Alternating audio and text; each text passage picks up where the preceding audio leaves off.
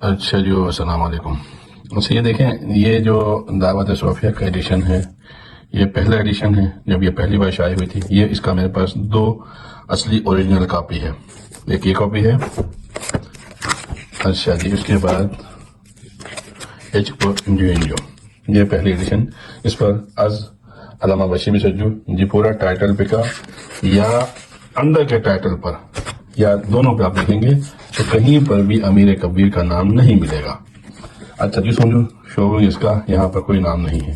اس کے بعد دی شعبہ جو دعوت صوفیہ، اب دیکھیں یہاں پر از سے کام شروع کیا ہے۔ از امیر کبیر سید علی حمدانی جو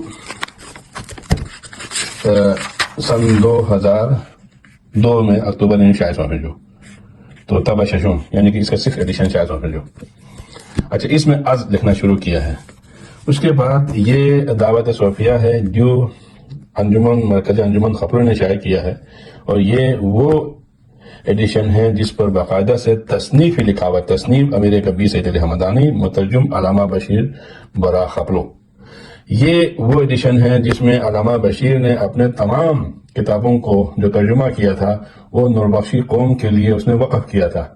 پھر خپلو کے کچھ لوگوں نے صرف اور صرف اپنی داداگیری کے لیے پھر اس کے بیٹے کو استعمال کیا۔ بیٹے نے اپنے باپ کے قوم کو وقف کی ہوئی چیز کو اس نے بطور وراثت وارث کے طور پر انہوں نے خپلو انجمن کو لکھ کے دے دیا۔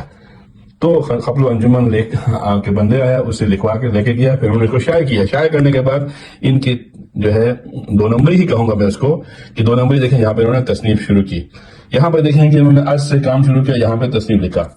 اس سے پہلے اس ایڈیشن سے پہلے یہ والا ایڈیشن ہے، یہ بھی کراچی سے وہ موالی غلام نے شائع کیا تھا۔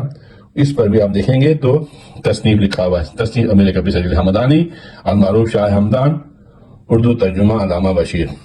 تو یہ حال ہے میرے بھائی نوربخشوں کے کتابوں کے اندر تحریف کا۔ یہ تو ہمارے پاس سارے ایڈیشن موجود ہے، کیونکہ مجھے بعض اوقات کسی آرٹیکل میں کسی تھیسس میں لکھنا پڑتا ہے، اس لیے میں تمام ایڈیشن کو اپنے پاس دنیا میں جہاں کہیں بھی ہو میں قیمتاً خرید کے رکھتا ہوں اپنے پاس۔ تو یہ جی سامان اس کی بھجوا، یہ جب میں یہاں آیا تھا میں تب لے کر آیا تھا جو چھت سے ٹیبل ٹرانسلیٹ، ابھی یہ جو ہے میری بیگم کے استعمال میں ہے۔ تو یہ ابھی یہ سارا کچھ میرا اپنے لائبریری میں پنجوا، یہ جو اللہ حافظ۔